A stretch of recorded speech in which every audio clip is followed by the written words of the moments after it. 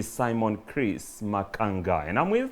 Well, a very good morning, ladies and gentlemen. Welcome to the first show where we have a lot of things that we bring into perspective for you guys.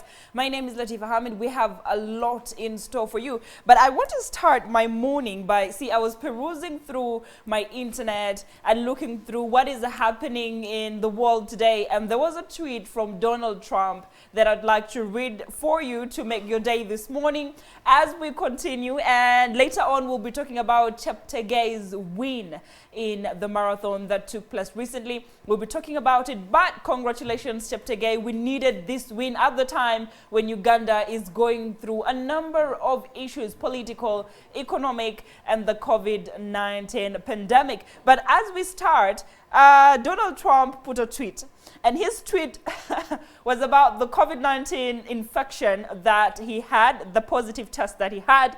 And Donald Trump says, "I'm feeling much better. Thank you. The doctors said they've never seen a body kill the coronavirus like mine. They said my body was made to kill viruses. They tested my DNA and they said it wasn't DNA, it was USA." I like Trump, yo. And then he said, they said if Joe Biden had the virus, he would have died several times by now.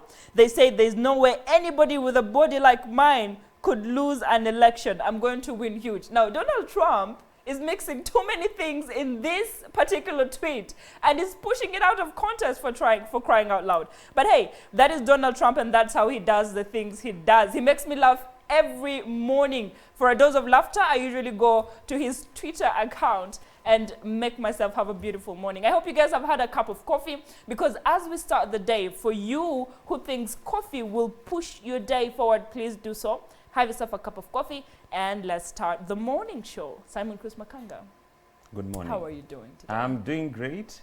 I like the way you're dressed today. The thing is, Monday, Tuesday, Wednesday, we try our best to be as official as we can. As we can. As we can. Yeah. I mean, when we talk of formal, we talk about the colonialist formal, the ties and the suits. And then from Thursday, Friday, I tone down usually to come down on the stress, come down on the Monday, Tuesday, Wednesday political analysis, and just make it easy. One of my friends told me that that's a difference we are setting in the trends, in the morning show trends, because most people think that for you to host a morning show, you have got to be as serious as you can, you have to be as formal as you can. But now we are setting a trend that you can be as casual as you can, but still sound informed. Well, one thing at a time. Dressing does not determine what comes out of your brain, not at all. And besides, I could come here in a gomesi, but still articulate issues like the woman who is putting on a suit. So at the end of the day, we should have thought about the fact that maintaining our culture would have been a better way of doing things. Simon Chris Makanga, you in a kanzu in the morning show would make one hell of a program. I know. And then that's why whenever we're on the show, we try our best to speak as much as we can in Luganda and Kiswahili to try and bring the East African concept of coexistence instead of being the colonialist one. Absolutely. Yes. Well, today being the 8th of October 2020, Buganda egenda kuba ekuza independence yayo. Olunaku olwalira nga okujaguza kuno kugenda beera mu lubiri emmengo, wadde nga tukimanyi nti tukyali mu kirwadde kya COVID-19 obanga ensi ekyafukamiziddwa wansi olw'ekirwadde kya COVID-19. So okujaguza kuno kugenda kubeera limited to a few people. Bw'oba tewayitiddwa bambi totawaana kugendayo, era nga tukimanyi nti Ssaabasajja Magulu Nyondo agenda kubeerayo bulambalamba ayogereko n'abo agaba amasaza abamu abagenda okukiikirira amasaza agamu Buganda, era nga activities ezimu zibadde zigenda mu maaso naddala omupiira gw'amasaza. Essaza eryawangula ligenda kubeera nga likwasibwa ekirabo muli activities endala. Omusasi waffe ndowooza Ssekiwunga Hasifa ajja kubeerayo bulambalamba, era emboozi eyo ejja kujja mu mawulire gaffe aga select yenjawulo wamu ne select news at 8:45. So we shall be updating you on that. However, Uganda still celebrates 50 years of independence. Tomorrow we shall give you a whole round cover up. 58. Yes, 58. we shall give you a 360 cover-up, or we shall update you on several issues happening in this country in different regions. What have you achieved as a country, and what is still remaining to be achieved according to the 58 years we shall be celebrating. Now here's the thing.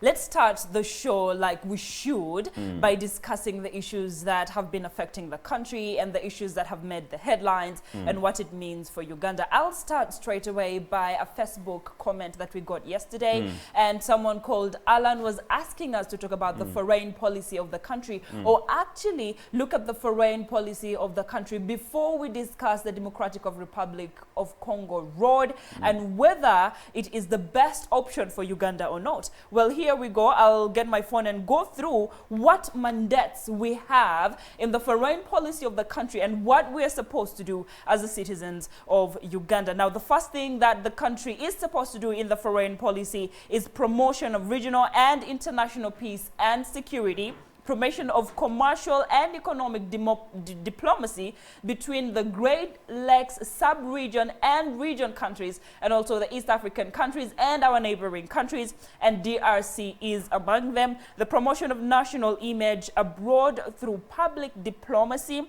effective participation in multilateral diplomacy, promotion of regional and economic integration, implementation of reporting obligations of international treaties and conventions, and a number of other things, including the mobilization of bilateral and multilateral resources for development, promotion of protocol and consular services, and provision of diaspora services. Now, for us who understand what a foreign policy means, it only explains that it is the mandate and role of Uganda as a country to play a role in helping with dealing with the insecurity that is happening in eastern DRC Congo. Now, on that note, heads of state yesterday, including the Ugandan president, the Rwandan president, the DRC president, and also the Burundi president, met to discuss the insecurity regions the insecurity issues in DRC in order to deal with them. Now, why this has happened is, one, see, when there's insecurity in DRC, there's fear that it could have a spillover to Uganda, to Burundi, the countries that border DRC. Now, Felix called for this virtual meeting, which was held yesterday, and the biggest issues that were discussed was the DRC Congo insecurity and how they will deal with it. Now, Paul Kagame was there, Felix Tshisekedi. I always told you that name has a problem with me.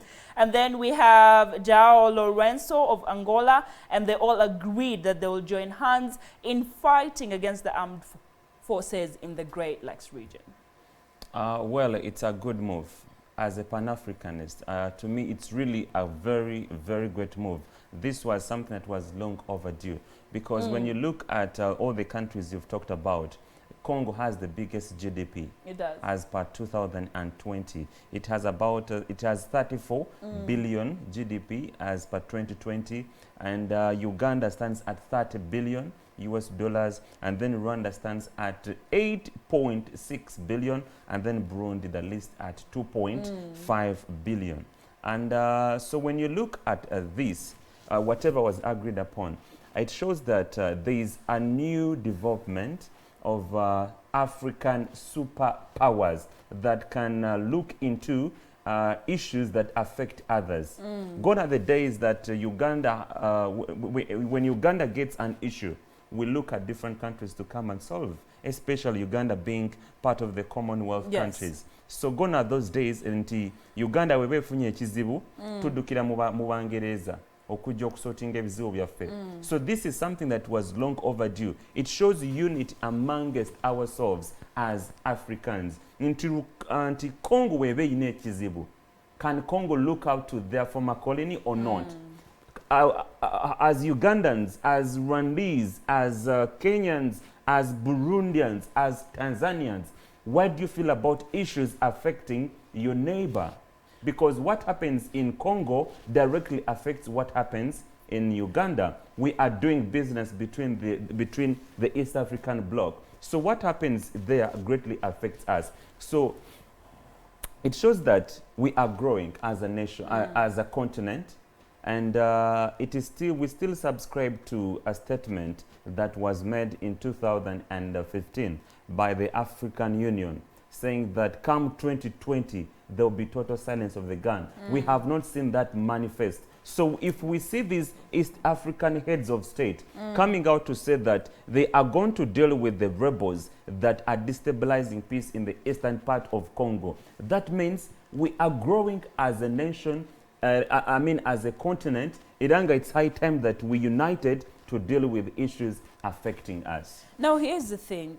In 2013, around February, the regions signed an Addis Ababa framework that it's an agreement that affirms to all of us participating in making sure there is no insecurity in the other regions. Why insecurity is important to me is because we have seen economies being shut down by insecurity. And DRC Congo, to start with, is one of the regions in the East African and Great Lakes region that has had insecurity for the longest time. And we've seen that Uganda, Rwanda, and Burundi have been part and parcel in fighting the war in DRC Congo. Now, aside from the insecurity issues that are going on in DRC Congo and the fact that we need to settle that, because now we're building a 223-kilometer road that is going all the way to DRC Congo in order to help with trade and exporting of goods. We're now seeing that if we don't deal with insecurity, we're going to have a spillover and we're going to have to deal with that. Now, aside from that, another issue that was spoken about in that summit is the fight against COVID-19. Now, these few nations, including Angola, which is not an East African nation, but it's part of the Great Lakes region, sub-region nations, they say that they need to have a framework that will help these nations fight coronavirus. Remember when Kenya and Tanzania had an issue, Tanzania closed its borders to Kenya because Kenya stopped its people from coming into their country, and they accused Tanzania of lying about their COVID-19 numbers. And that only means that if we don't settle these issues between Tanzania and Kenya, between Uganda and Rwanda, we're looking at a divided East Africa. We're looking at a divided Great Lakes region, and we're looking at a poor market because look, Uganda is a landlocked country. True. If we have an economy that works with only goods that are sold and made in Uganda, buy Uganda, build Uganda, Tegenda Kola. We need market. We need DRC that has 80 million people to help us buy our goods. We need Kenya, we need Tanzania, and we need Burundi. So I applaud the President, Felix in particular, for calling upon this summit and spearheading it and making sure that this happens. Latifa, when COVID-19 broke out in East Africa, you and I were on the same site, and I discussed how East African countries are individually dealing with the COVID-19 amongst themselves. And to me, as a Pan-Africanist, I thought that that wasn't a good move, because we have the East African bloc that unites all the East African countries. Chembade nkugamba wali emabega nti ensemu eri mu East African bloc bwebe ine ekizibu, it directly affects all the rest of the countries. So I was so much disappointed in the bloc, to the extent that each country was dealing. We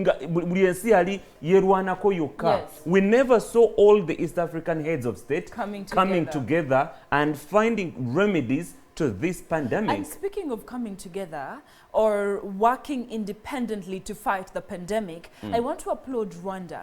It's one of the countries that fought coronavirus in ways that involved the local community. Did you see how it aligned sinks in town where everybody could walk and wash their hands whenever they wanted to? And they looked beautiful. It wasn't just the point of putting a jerry can and putting a tap on it and having people wash hands, but it was a beautiful method of fighting COVID-19, and I was really impressed. I applauded them because remember, they're one of the first East African countries that got COVID-19, if I'm not mistaken. And so they created Kenya methods. They're one of the first, is what I said. So they created methods in trying to fight COVID-19, and they've done a good job so far.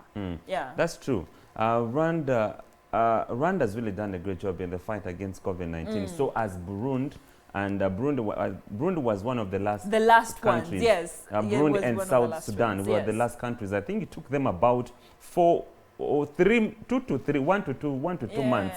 Nga other East African countries that is finchwade cha COVID-19, but Burundi and South Sudan were the last countries to have COVID-19 infections in their countries. But me, what I want, I've always regarded the East African bloc as a toothless dog, because we have not seen them come together to deal with issues affecting the East African bloc, all issues affecting ensi zonna eziri mu East Africa. So wendaba nga gana amawanga asatu ana omuli Burundi, omuli DRC, omuli Rwanda ne Uganda, those heads of state okuvayo ne bagamba let's deal with the rebels that are destabilizing peace in the northern part, in the eastern part of DRC.